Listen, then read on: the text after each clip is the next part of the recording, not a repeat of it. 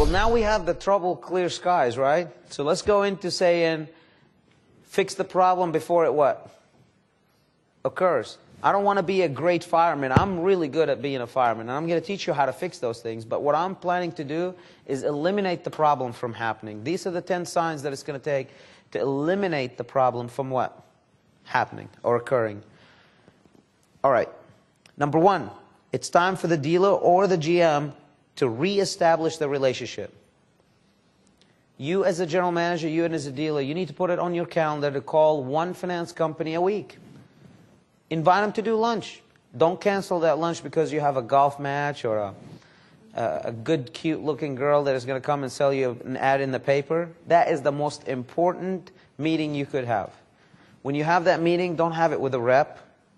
Have it with somebody that is of influence, maybe the branch manager, maybe the vice president of the company. After all, you're someone of influence. So match that. Start with a call or visit. Give them your personal cell phone number and email. Invite 1 or 2 lenders to your dealership every week for a business lunch. Make this a regular part of your weekly schedule. Do not become complacent. Do not go home and not do anything. Establish those relationships. Some of you guys are just incredible at making friendships. Use that. Let it be an asset for your company. Introduce your lenders to your new compliance rules that you have initiated to protect the customer, the lender, and the business that you are committed to make success or succeed. If you don't have compliance rules, we already know that we need them, right? Now you got them. I would let the whole world know that I have them. Because that's the repellent. That's the bug repellent, right? That's the shields up. Let the finance companies know that. They will appreciate that. Have the representative buyer come to your dealership once a quarter for a breakfast meeting. Put up the biggest breakfast. Get all your guys and salespeople excited about it. Pump them up, fire them up. Get them all wired for noise. All wired for noise. Serve an outstanding breakfast. Make them feel special. Explain the program. Get their feedback. And show your level of appreciation to them. How can that be? Got their name on the wall, on a banner. You know, got them a spot in front. Welcome Triad rep for a parking spot. Whatever it is, but just make sure that it's very, what? Level 10 type of experience. And make sure that you insist that he calls all his buyers at another state that they reside at and tell them how much they appreciate our business. It will go a long way. Invite all of your preferred lenders to join the 20% club. And list the 20% club benefits. I gave you a few examples. You ought to get creative and put them in. See what you think, what you don't think, what you like and what you don't like. Get your lenders involved in your goals of having long-term relationship with them. Make sure your goal and their goals are aligned. For example, you are interested in being number 1 in the country. For that, you need 20 contracts from them. Are they willing to give you 20 contracts? If we hit 210, I'm going to give you 22. And by the way, I won't be number 1 without your help. Love on them. Number 6, that's what it is. Get your lenders involved. Show your lenders the checks and balances you have in place to protect them. Yesterday I showed you guys a 5-step process that is checks and balances to protect all fraud deals from penetrating your organization. From the salespeople knowing how to make copies and recognizing what's a bad proof of income, or to the tower having a checklist, to the F&I manager going over the tower, to the desk manager, all that stuff. You need to tell them that. Put it on a piece of paper. Show it to them. Let them feel very comfortable about it. Show them your audit procedures. Show them that, you know, if you have a flyer from an accountant, or a flyer from a attorney, or a flyer from that National Automotive Association that we had yesterday visiting us, show it to them. Tell them this is something I take very seriously. Tell me I don't have any problems. Good. That's why I want you to show it to them, so they can feel comfortable. You know, have you guys went to a different, like a cabin in the mountains, and you have your kids with you, and your kids are sleeping downstairs and you're upstairs, and it's a very strange area. And you've had a heck of a day. I mean, you could sleep like a log. But yet, because you're in a different area, every creak, every squeak is what? Red alert, because you got your kids downstairs. Right? The lenders need to feel, I am in a secured area, and I need to be able to sleep like a log. If a deal come from Ted Britt, Evelyn is part of it, this is a good deal. Heck, just send them a check. We'll go through the funding list later. That's how they need to feel. Call your lender when you have a good deal for them. We talked about that a little bit today, guys, remember? We said, let them know that you have a better option, but you wanted them to have the deal so they can, you know, just because you appreciate them. And from there, you can earn their trust and confidence. I mean, you got an approval, that approval is at 150%, but you really don't need to use it, and that guy has a lower rate, but this lender is able to serve you in the long run. That first lender is not part of the 20% club. This lender is part of the elite club. So you take a little bit of a shorter deal and you give it to them. That's great. I think that's wonderful. But if you don't tell people that you did it, how is that going to ever be a deposit? Does that make sense? Do you guys agree with that? It's very hard for a manager that is not thinking long term to make that decision. Because all he wants to do is make money, make money, make money. And we all want to make money, make money, make money. Well, I just don't want to just make money right now. I want to make money now and later, right? Okay. At the end of the month, call each lender. What is the meaning of each lender? Can somebody tell me what's the meaning of each lender, please? Oh, each. You kidding? Each and every one of them? All right, good. That's the right answer. So, at the end of the month, call each lender and ask them, what can you do for them? It will blow their brains straight out of their skull. Are you talking funders and buyers? I would call the senior buyer, and I would call the funder. And if you don't have any relationship with them, have them put everybody, have your rep put all three of them on a what? Conference call and schedule it. What I like about conference calls is that they're recorded. Get a tape, throw it in the closet. There's nothing wrong with that, right? It's like insurance. The best way to fix a relationship is never what? Let it what? Fail. That's right. Fail, break. That's the best way to do it. We have core values, guys, and one of our core values says we value our banking relationship. There is nothing a banker can ask of us that is too much trouble for us to take care of. Is that a core value that you should adopt? I don't know. You need to come up with your own core values. And I would make sure that all my what? Know it. All my finance managers and my peeps and peepettes what? Know it. What do you guys think of that? Is that good stuff? Should it be shared by a few people? What's some of your favorite points out of this section? If there was one thing that you got out of that section, what did you see that you really liked? The end of the month call, is that something very special? How many dealers do that call? None. What is it, my friend? I also think the actively, caring about the portfolio and sending the letter out to co-buyers, reminding them of the payment on the fees, call do that. Yes. That's proof that you genuinely are caring about the portfolio and the relationship you have with us. Absolutely. Not many people do that, right? And that could be the difference from you, what? Getting cut off or... You guys know and understand if you get cut off by 2 or 3 different banks, might as well just put your dealership up for sale. You do know that, right? It's over. Death is imminent. Go ahead. How many banks should you have? As many as possible? I think so. Every bank has a niche, one way or the other. Yes. The answer to that is you should have every bank that you can sign up.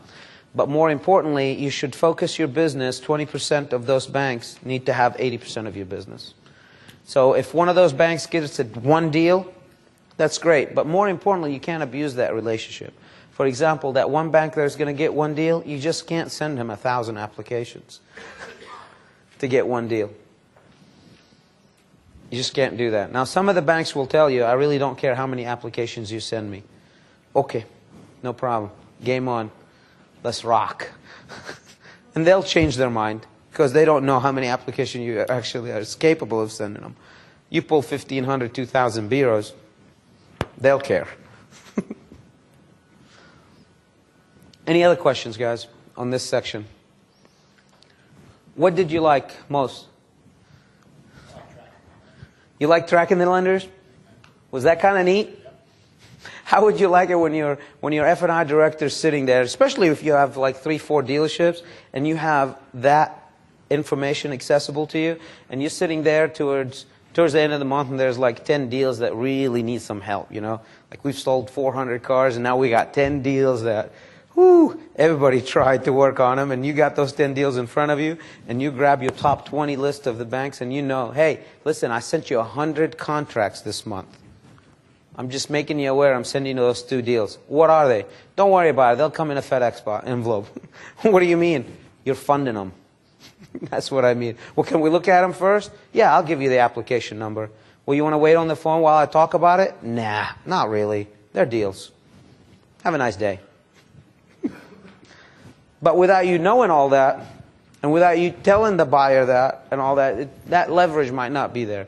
Now, am I maybe exaggerating? Well, really I'm not. But let's say that you're not at that level of relationship with those people.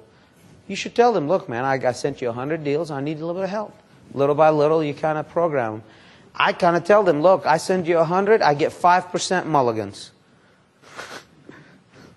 I get 5 freebies. You help me out. There's nothing wrong with that. What else? What did you guys like out of that section? More. You like the chart? You going to bring it up? 2 weeks? The chart is off the chain. Hey, by the way, challenge the chart. When the chart goes up, make sure it doesn't just become a spot where, you know, like you walk in a dealership and there's a crack in the floor and it just stays as a crack, and soon enough nobody notices it, you know? Like there's a dead body, and now 2 weeks from now, kind of smelly here, open the doors.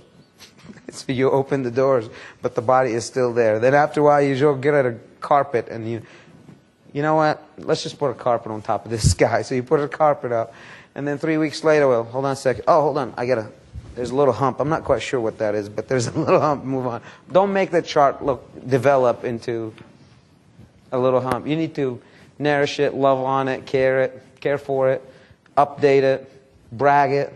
Let the finance company guys come in and help fill out that stuff so they can have ownership of it. What would be great is when you start updating it. That's what I'm thinking. Where it's in behind you, and you sit in there, and you're talking with them. You're talking with them, and their eyes are doing what? They're reading. Are you? And then you go, well, what? Well, what?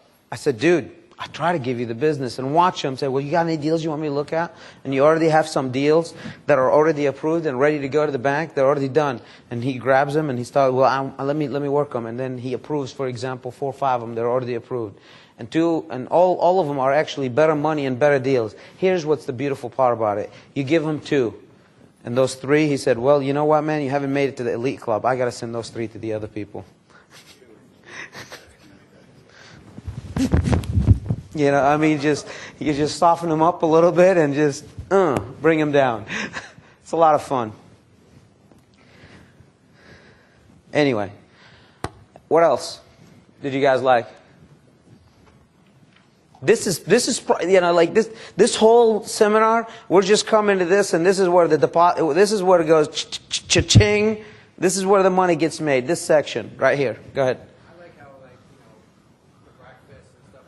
A lot of times they'll bring us, like, you know, a bunch of food and take care of us when we send them a bunch of deals. Yep. doing it the other way. Yeah. Hey, let me ask you a question about that. How many lenders come in and take your finance manager out of the office, out of the dealership for lunch? Raise your hand. Who allows that to happen? Do you let that happen? They take you out? Feed you some Burger King? I think that's an unacceptable behavior. I think that's extremely wrong.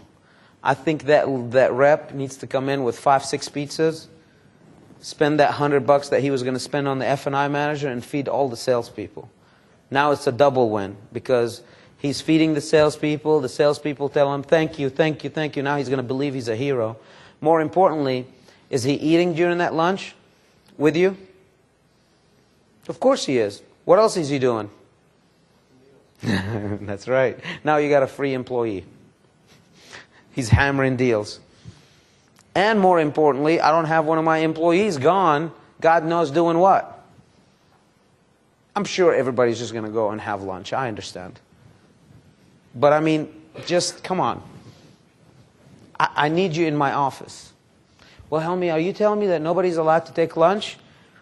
No, I think everybody's allowed to lunch, but F&I reps are not allowed to take my F&I manager to lunch. That's all.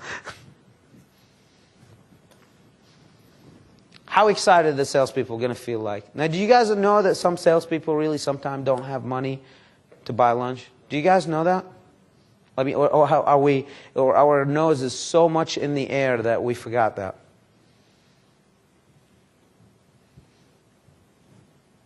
Let's just be very conscious of that.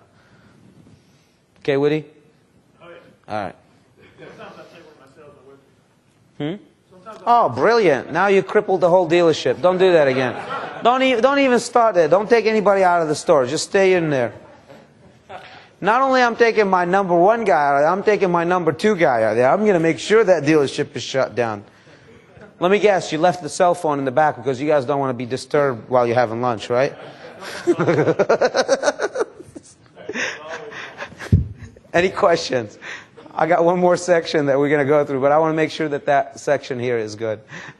Tom, what do you think of that? Potent stuff? Peter, if your boy that's sitting beside you, Fiore, and my buddy Chris, if they do these things and then you kind of like put your arms around the whole deal and put your nice touch on that, wouldn't that be great? Be phenomenal. Absolutely. Charlie, have you started doing that? You're the banking prince, man. You got every bank in your pocket. Do you do that anyway? I'm pretty good at that. Yeah. One thing that you just said that really, I think, at least I can benefit from, and I think we all kind of get a big head in this business sometimes, not only our bottom salesperson, but our customers. You know, if we treat them like they're real people. They are. Treat them like they're guests in our home. I had a nice lady one time in my dealership, and it's a very nice old black lady. And white or black, that doesn't matter. You guys already know that. It's out of my heart, but silver hair. Just precious, precious lady.